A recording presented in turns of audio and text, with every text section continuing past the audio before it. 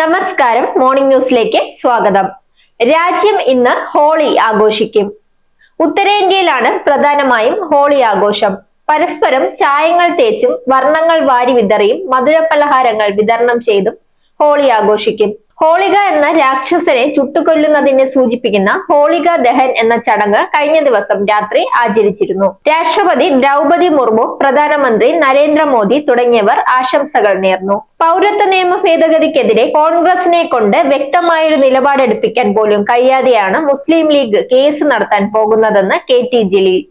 CAA-ക്കെതിരെ മുസ്ലിം league പ്രതിനിധികൾ സംസാരിച്ചതിന്റെ video പുറത്തുവിടണമെന്നും KT Jaleel ആവശ്യപ്പെട്ടു. മുസ്ലിം ലീഗിന്റെ പ്രധാന തെരഞ്ഞെടുപ്പ് പ്രചാരണ വിഷയം പൗരത്വ നിയമ ഭേദഗതിയാണ്.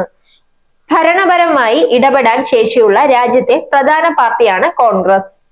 ഇനി കായിക വാർത്ത. IPL-ൽ മുംബൈ ഇന്ത്യൻ ക്യാപ്റ്റനായുള്ള ഹർദിക് പാണ്ഡ്യയുടെ തുടക്കം തോൽവിയോടെ. ശുഭ്മാൻ ഗിൽ കന്നി ക്യാപ്റ്റനായി എത്തിയ ഗുജറാത്ത് ടൈറ്റൻസ് ആണ് വിജയം കൈവരിച്ചത്. 6 റൺസിന്റെ വിജയമാണ് അവർ സ്വന്തമാക്കിയത്. ആദ്യം ബാറ്റ് ചെയ്ത ഗുജറാത്ത് നിശ്ചിത ഓവറിൽ 6 വിക്കറ്റ് നഷ്ടത്തിൽ 168 റൺസാണ് എടുത്തത്.